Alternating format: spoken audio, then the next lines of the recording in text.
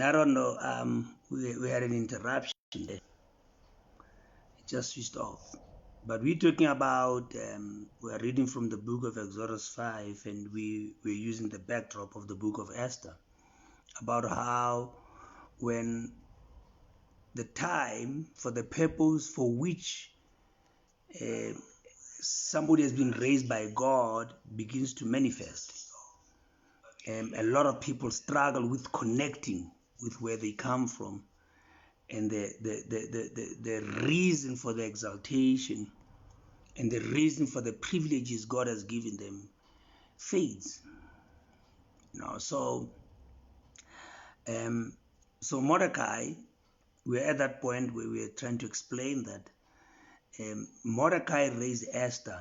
Esther was an orphan, and different scripts say they were cousins. Others say Esther was Mordecai's niece. But be it as it may, the story is Esther gets promotion. I mean, from being a Jewish orphan in exile to being the queen.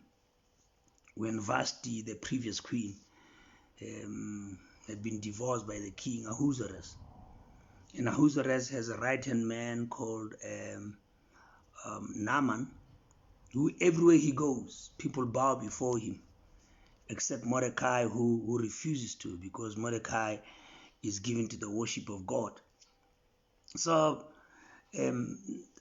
irritated with Mordecai's reluctance and unwillingness to bow before him, Haman goes out and gets the king to approve his plan of executing Mordecai on the gallows. And he builds a gallows there by the king's permission. And talking to his wife and associates, he learns that Mordecai is of Jewish descent. So he says it would be better not only to destroy him, but to destroy all and who he comes from, all he stands for. So the king sets a date, he agrees to a date, and Haman transfers some funds into the royal trust, and a date has been set. So Mordecai sends Esther a message that on this particular day, we're going to be executed. Now, the point I was making was, Esther was a Jew. She had been brought up under very difficult circumstances, and Mordecai made a lot of sacrifices. But at a point, she was in the palace. For some reason, she had forgotten where she came from. And it's so characteristic of a lot of people who God lifts out of the masses. And when God lifts you out of your struggles, and when God leads you out of your misery, it's the easiest thing to forget who you are and whose you are. Because nobody can answer the question, who am I, if they avoid asking, whose am I? Because everything alive has roots. There is somewhere you come from.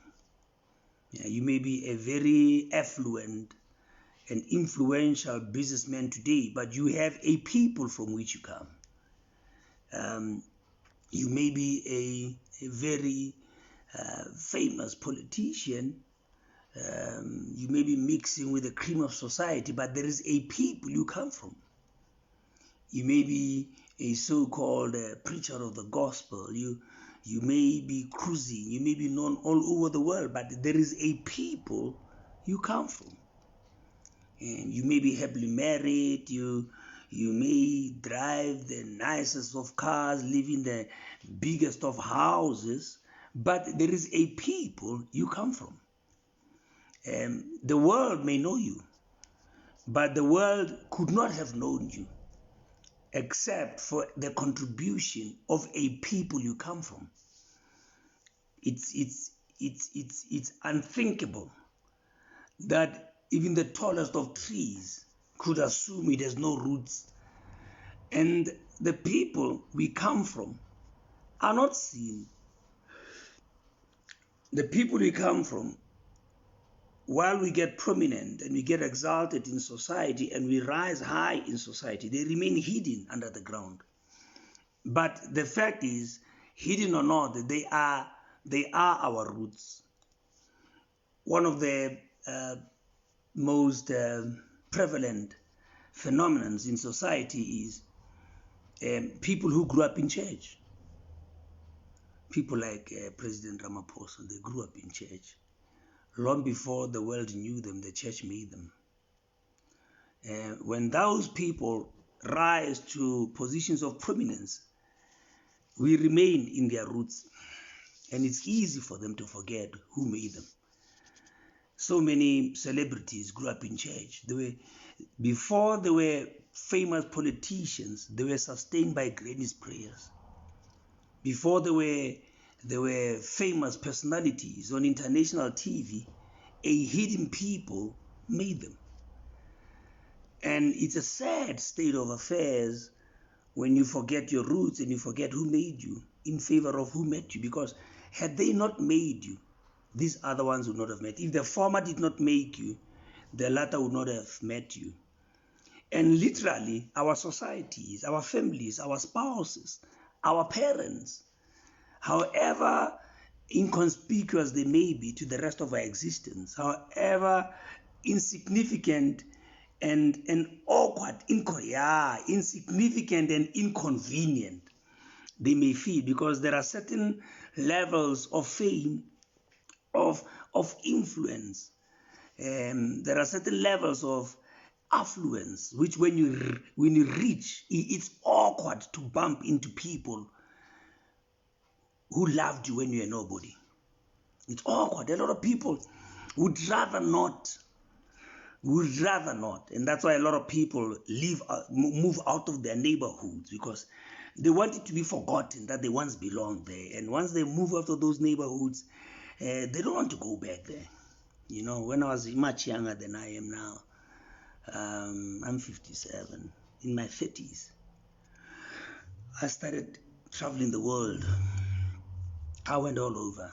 I've been to every single continent. We did a lot of work there, Australia, the US, and Europe, Latin America. And the first thing that struck me there is people die in their neighborhoods.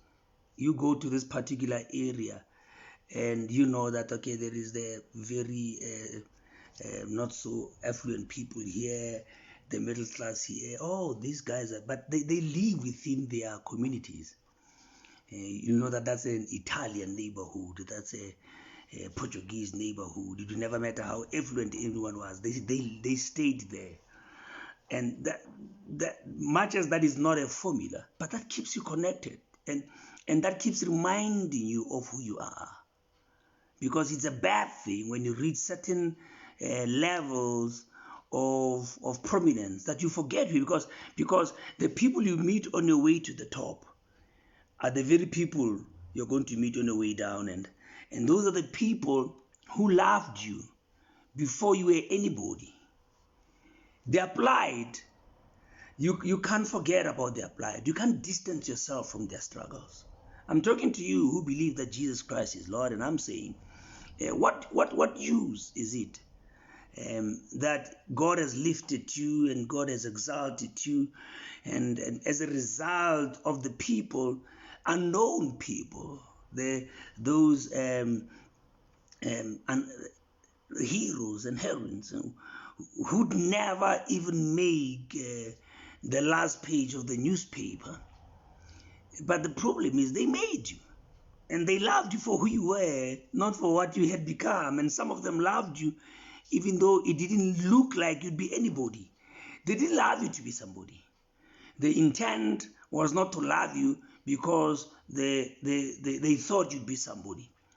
It would never have mattered how you ended up. How many people, so-called nobodies, if there's such a thing, do we bury in the townships, and we still cry in the funerals? We cry because we come from a culture that does not value you by virtue of the car you drive. You come from a culture that values you for who you are.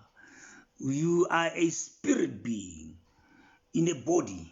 We are not bodies with spirits. We are spirit beings in bodies, and we possess mental faculties, mental and emotional faculties. So we value. We value the spirit. That's why we cry, even though the body is still here, though the cars are still here, though the houses are still here. We cry when the soul has left the body because we value people. That's the role of a preacher. A preacher is that guy, if it's true, if it's not a false prophet. And that's why we know all these guys on TV, most of them are just false prophets. Anybody more interested in your material possessions than in the condition of your soul is not sent of God. Because the mission of God is best lived out and displayed and modeled through the life of Jesus Christ. When Christ came on earth, even though we believers in him believe he's God, and he's the Word who was with God and the Word who is God, he was born under very humbling circumstances. I mean, you'd have expected God to put Christ in one of those extremely affluent families, because he's King of Kings and Lord of Lords. You would not have expected him to be born on a manger because all the hotels were occupied. All his life, he owned nothing. The manger was not his home. It was borrowed. And he grew up on Africa. The last time we hear of Jesus in the Bible, he was a baby. And the next time we hear about him, he's 12. So we assume that for about 12 years, he ran the streets of Egypt there. That's why it's stupid to think that Christ was a light-complexioned, blue-eyed, blonde boy. How do you hide such a boy among dark-skinned people? The present Arabs only moved in the 17th century. They conquered North Africa about the 17th century. North Africa, the Pharaoh we talk about in the Bible, was a black man. Goliath from the Philistines was a black man, and so but he was displaced. So Christ was born in a borrowed place. He grew up in exile, and when he came up, and he was to be glorified before his death, he rode on a borrowed donkey, and he didn't have the Last Supper in his mansion, but it was in an inn. He had his supper in a higher place, and up to the point of death, he was buried in a borrowed grave. So Christ left no material legacy at all, because he had not come to recapture materials. He had come to win back the lost souls. If you don't value people for who they are within, you'll never know who people are. That's why we know all these fools who run around here perpetually, they're not of God. The man who you're struggling, you're locked up in your house, and you wonder if you shall see tomorrow, but they keep splashing adverts reminding you to put your tithe in a trust account somewhere. They are not of God, because God has come to value that which is of him within us. Because when the body and the spirit part, the body goes back from the earth, to the ground, and the spirit goes back to God who gave it. So we value people. True people of God, they will respect you, not because they hope you're going to be somebody. You see, we don't respect you because we hope you're going to be somebody. You are somebody by virtue of being born. You are somebody because all of us bear the image and the likeness of God. If you understand what I'm saying to you now, you'd go around taking selfies with everybody. It doesn't need to be a celebrity, because people's spiritual value is not enhanced by an improvement in their circumstances. So that means basically a teacher who has this revelation would dedicate her time to the tuition of students, not because they have or they display any potential. I'm not going to give my all. I was an adult teacher. I taught adults for the better part of the 90s. And some of them, it was obvious that this man is not going to make it. But there is a tendency, when you don't know the value of human souls, that you treat with contempt those not so bright students. You understand that? You dedicate all your time, because human nature teaches us if it does not appear to be worth your while, you don't invest in it. You understand that? So we see Christ leaving a legacy of love for people. That's why the Bible says it doesn't say God is wealth. It doesn't say God is gold. It says God is love, because love, the love we have for people, is the biggest, is the greatest proof and testimony that we are of God. He says, how can we love God whom we have not seen? And we trot down those we see. He says it's so hypocritical. You can't claim love for a God you don't see. And that's from the word of God, and hate people you see. So Esther was in that situation. Esther was in that situation where detached, you see, fame is renowned and detaches you, or they detach you from your community. But while the detachment could be physical, don't let it be psychological and spiritual. Because there is a reason God will put you in certain places. And if you fail to embrace the reason God put you in certain places, you are rejecting the purpose for which you are promoted. Let me tell you a story. I will withhold the names. As I said, in the 90s, I worked for this international organization, this Washington-based organization, and among the people we had was somebody who had been a minister in one of the West African countries. He had been the Minister of Communications, and this guy, he was in the cabinet at the time there was a coup in this country. I will withhold the country name because once I mention the country, you know who I'm talking about. I'm sorry. So this guy, he says, when the flight was on with the president and some cabinet members, was returning from France back home, the captain came via the PA system and said, Honorable President and Ministers, I bring unfortunate news. There's a coup back home, and we've been instructed to divert this flight to a neighboring country.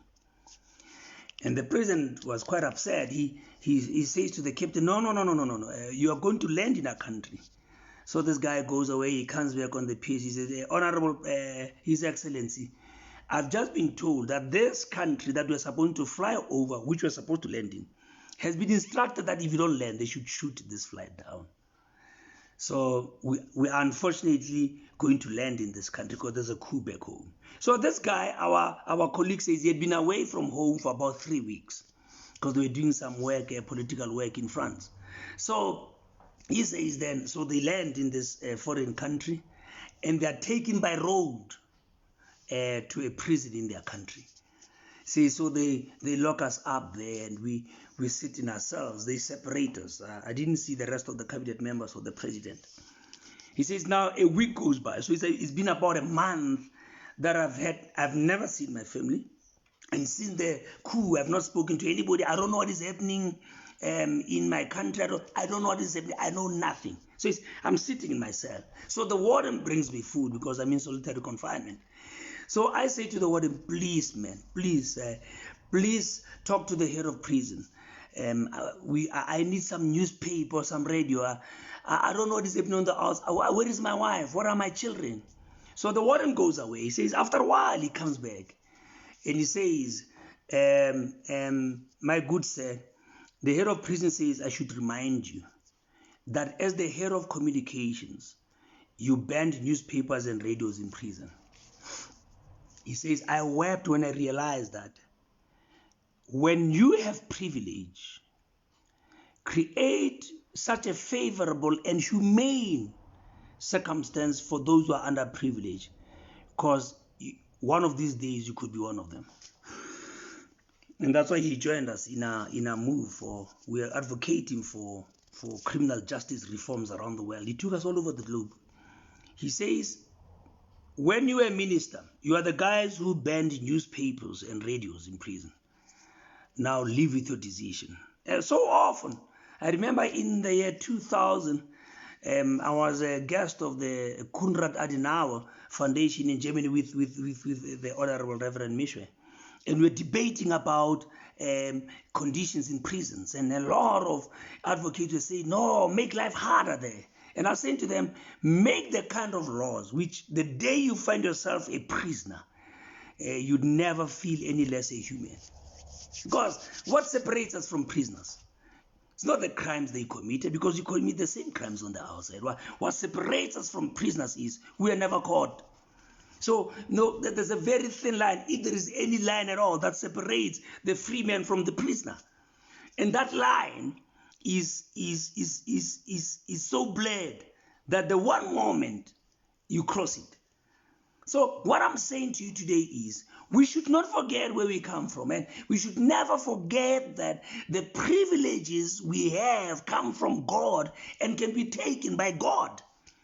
So back to our story there. So Mordecai says to Esther, you are the queen now. You're no longer orphan, but you are still a Jew.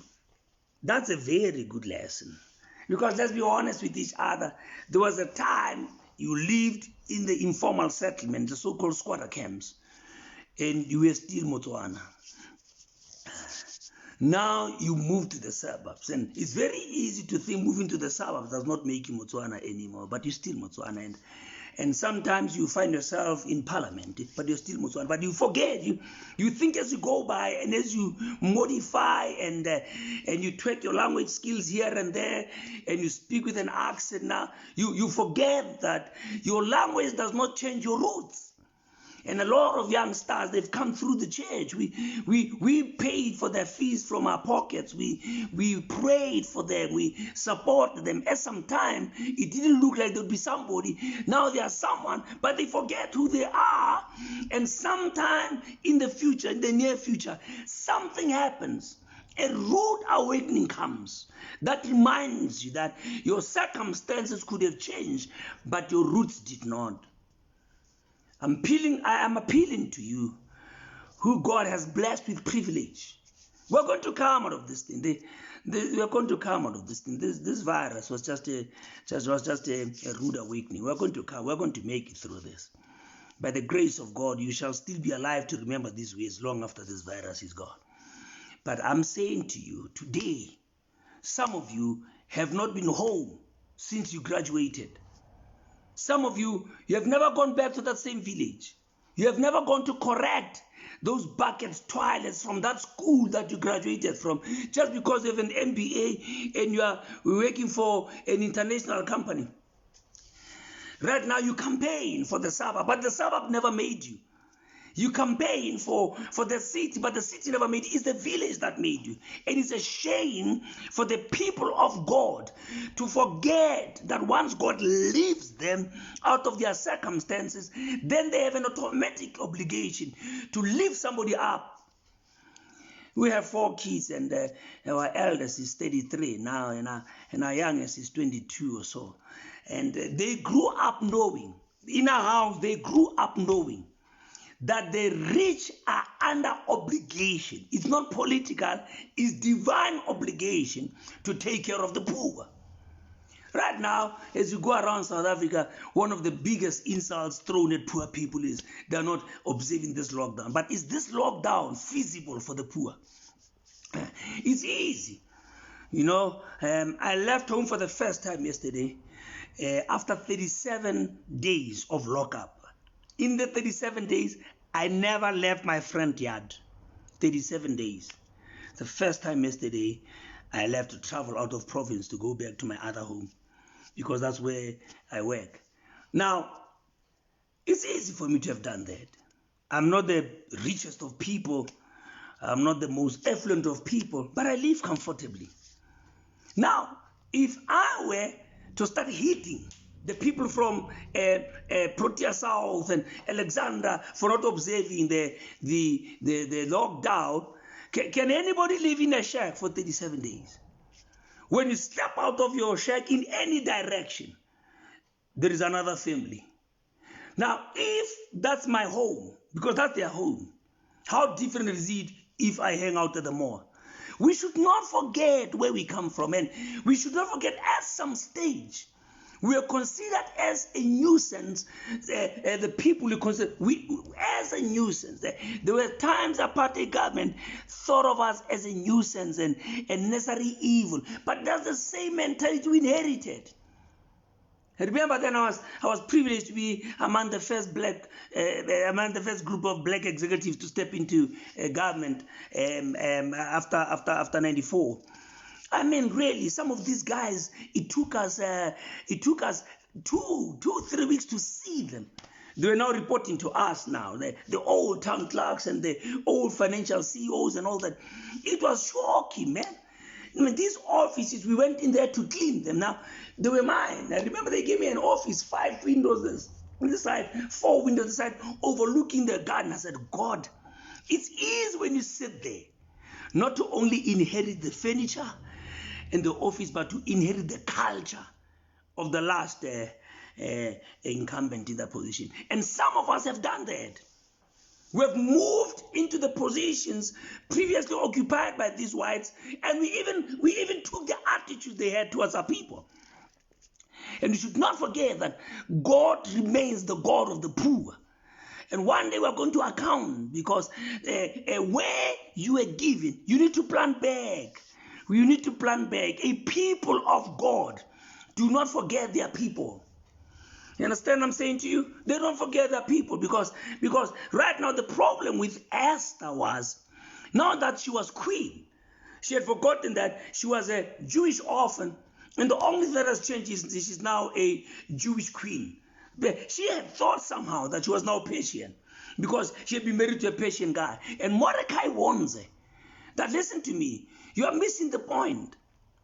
We are actually right now, we are actually counting on you to sacrifice every privilege you have as the result of the grace of God.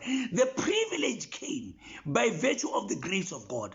And that privilege was given you for a purpose. And the purpose is, it's time to risk your life for a people who risk their conveniences to bring you up. I hope you understand what I'm trying to say to you. I hope you understand that the man of God was not there when you grew up. Your papa now, your prophet, did not see you through high school. And the money you pump into his pocket, not selling to the church, but you neglect your own family. Because your father, unlike the man of God who wears designer clothes and Gucci's and Versace's and all that, your father walks around the township with an overall. So you have sacrificed your biological father for a so-called spiritual father, which I don't even believe in. Only God is my spiritual father. Spirit gives life to spirit. Because when you say someone is my spiritual father, you are saying he's the father of my spirit. Now my spirit has only one father. And Christ says to Nicodemus, you must be born again, born of the Spirit. Born. You can't be born of man, born of the Spirit. But that's not the point. The point is, now the church has given you privilege that they would not have given you if the community never prepared you. So that means basically you need to use the privilege you have been given to empower the people who gave it to you, or the people God used to give it to you, so that you're not the last good thing to come out of that township. We can't embrace the gospel of designer clothes. We can't embrace the gospel of big machines and big houses. If you have them, hide them. Let your character shine brighter than your car. Let your character shine brighter than your mansion. Let it be, when you go back to the township, let it be your humility that outshines the label on your jacket. That's the people of God. Don't forget where God took you. Because God took you out of that community for you to be empowered to work in the favor of that community. If this was ingrained in our minds, a lot of you would be far better politicians, far better business people, far better academics, far better social butterflies than you are now. Because the only reason God took you out of the village was not so that you could own a weave. God didn't save you from the village so that you could boast about designer clothes and powerful cars. Please listen to me, because he says we are the light and the salt. And now that we have time to sit home and reflect on these things, it's time to ask ourselves questions. Have I really embraced the gospel, or did I only go after its benefits? So Mordecai says to Esther, you have been privileged, and now it's time to risk your conveniences, even risk your life for your people. For your people, you must risk your privilege in your life for your people. I'm part of the group that launched the Anti-Regulation of Religion Summit, and we've been fighting the regulation of religion, and regulation of religion never happened in South Africa. But I got the shock of my life when I realized that our opponents were not the government. It's a lie to say the government wanted to regulate the church. It was a state, it's an organ of state, which had that agenda. But the biggest shock came when I realized that at the forefront of that movement were preachers of the gospel. Now I look at all these men of God. They were leading mega churches in the township, mega churches in the suburbs. I look at them, but unfortunately for them, I knew where they came from. These guys, some of them, we grew up with them. They had no education, and some of them still have no education. And their ministry, so-called ministry, started in very unconventional ways. I've been in classrooms, in school classrooms with them. I've been in garages, not filling station, like garage, where they have to take a car out for us to pray in there. I was there with them in the 80s. But now they are mega church pastors with branches around South Africa. And they're saying, yes, we must bring back the order. We can't allow churches to mushroom all over. But at some stage, we were mushrooming churches with them. I remember one of these guys at some stage, we shared a classroom with the Zionist church. And if our time was up, they didn't wait for us to say amen. They start singing and they got loud and have to move out and finish our church service under the trees. But now that God had given them auditoria, branches, and they were famous worldwide, they were saying, no, to get order back in the church, we can't allow churches to mushroom. And I was saying to these men, if the same leadership prevailed in our days, we would not have come this far. If in the days we grew up, there were men who thought like you, this church would not exist. It's easy when God has lifted you up to forget where you come from. It's easy. It's easy for us to forget that we were that pastor who met in the toilet. But now that we have a multi-million rand auditorium, we are closing all the toilet churches. It's easy. It's easy to sit in parliament and make laws. You were fighting in 1976. It's easy. I was saying to the parents now, under the circumstances, we are not going to send our children back to school. No child must go back to school. And some parents are saying, but Pastor, what about the year? I said, we can sacrifice this year. I come from the 76 group. We went to school until June in 76. Oh, it's gone. This thing is gone again. But it's enough.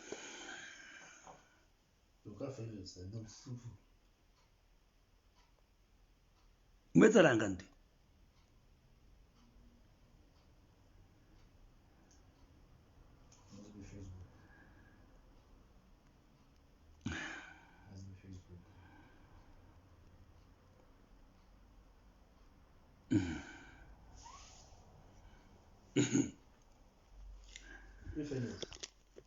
Right. I said, directly like.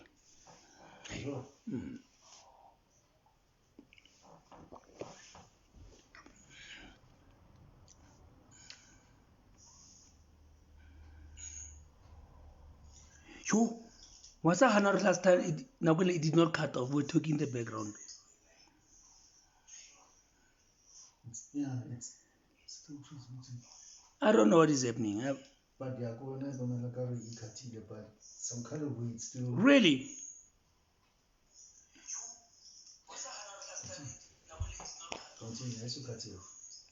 Then I don't know what is happening, but we're going to have to. Really? But anyway, let's close this thing. I was saying to these parents, rather, I was part of the 76 group. We went to school until June, and the revolution started in June.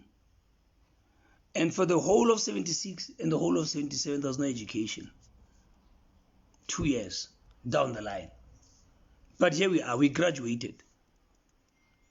Where we are sitting right now, the safety of these children must be more important than their education. And it's a fact. We have to do that. We have to understand that life matters. And we're sitting there in parliament, we're sitting there in cabinet.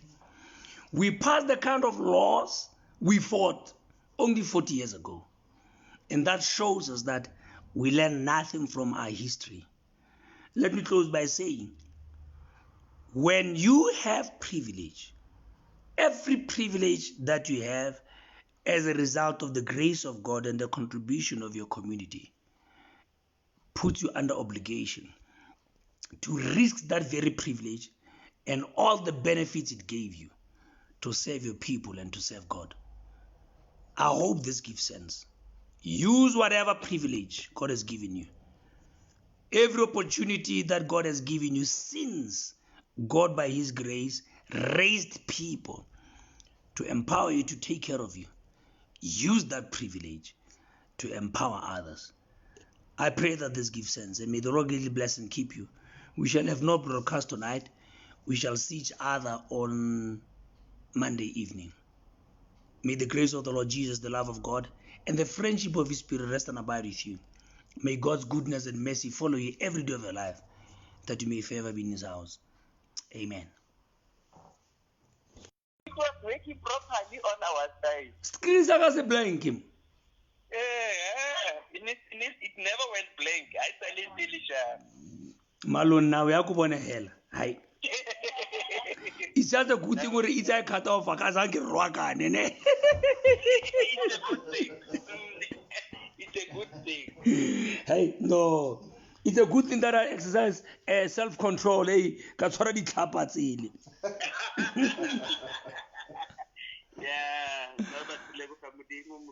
We are provoked. Serious? Yeah, we are provoked. God, this is the simplest message that you can preach even to an atheist, and I'll understand. Wow. That's across boundary. Wow. We thank the Lord. Really?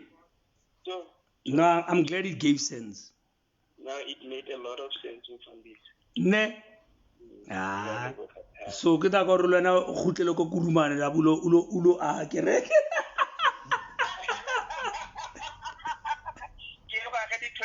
My primary school. Wa bona? Hai. Yeah. No, it